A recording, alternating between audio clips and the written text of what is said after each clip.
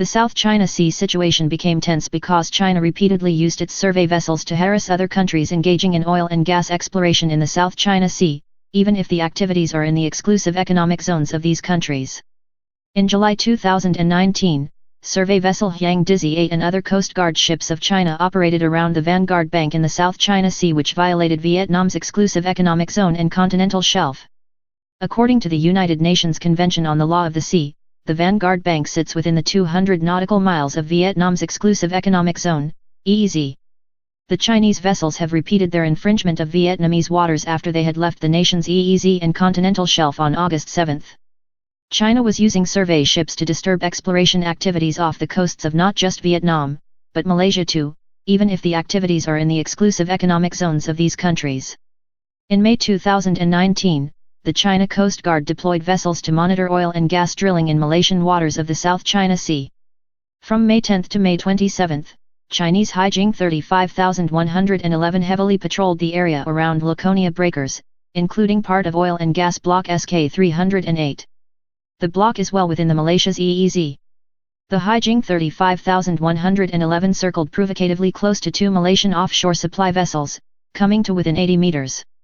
As for the Philippines, in July and August, China sent two oil survey vessels, Dongfang Hong 3 and Zhangjian, to the exclusive economic zone of the Philippines, operating 80 miles from the Southeast Asian nation's coast.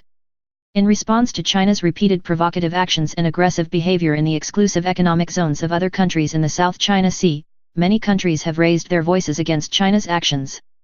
The Royal Malaysian Navy conducted a rare show of its missile power near the disputed maritime region on July 15 as part of large-scale military drills known as Exercise Carry SMAs and Exercise Taming Sari, against the backdrop of fresh tensions in the South China Sea. The exercise showed Malaysian armed forces' confidence in protecting the nation's maritime sovereignty in the South China Sea. Philippines filed of diplomatic protests over Chinese warships passing through Philippine waters. President Rodrigo Duterte said all foreign vessels passing through Philippine waters need to secure prior clearance from the government. Vietnam has made contacts with China, opposed China's repeating its violation and demanded China to immediately withdraw its violating vessels from Vietnam's waters. Vietnam also demanded that China respect Vietnam's sovereign rights and jurisdiction, and its legitimate rights and interests, in accordance with international law and the 1982 United Nations Convention on the Law of the Sea. Vietnamese Foreign Minister, Pham Binh Minh denounced illegal activities by a Chinese oil survey vessel in Vietnamese waters at the 52nd ASEAN Foreign Ministers meeting in Bangkok, Thailand. The U.S. strongly criticized Beijing for its bullying behavior in the area. The U.S. accused China of repeated provocative actions aimed at the offshore oil and gas development of other claimant states by threatening regional energy security and undermining the free and open Indo-Pacific energy market. On August 28, the U.S. Department of Defense issued a statement criticizing China's activities off the coast of Vietnam in the South China Sea, calling it coercive interference. China's actions stand in contrast to the United States' vision of a free and open Indo-Pacific region, in which all nations, large and small, are secure in their sovereignty, free from coercion, and able to pursue economic growth consistent with accepted international rules and norms. On August 22, the United States Department of State deeply concerned that China has continuing its interference with Vietnam's long-standing oil and gas activities in Vietnam's exclusive economic zone.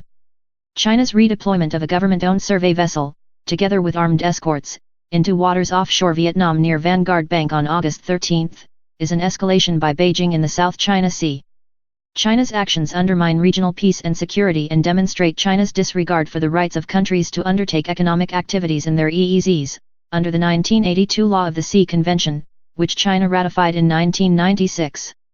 Last month, the United States Department of State also expressed concern over reports of China's interference with oil and gas activities in the South China Sea, including Vietnam's long-standing exploration and production activities. As U.S. Secretary of State Mike Pompeo said earlier this year, by blocking development in the South China Sea through coercive means, China prevents ASEAN members from accessing more than $2.5 trillion in recoverable energy reserves. The United States firmly opposes coercion and intimidation by any claimant to assert its territorial or maritime claims. China should cease its bullying behavior and refrain from engaging in this type of provocative and destabilizing activity. The U.S. House Committee on Foreign Affairs has called on China to immediately withdraw all ships from the territorial waters of Vietnam and stop bullying its neighbor, as Vietnam and China have been embroiled in a standoff in the South China Sea for weeks. EU also criticizes militarization of South China Sea.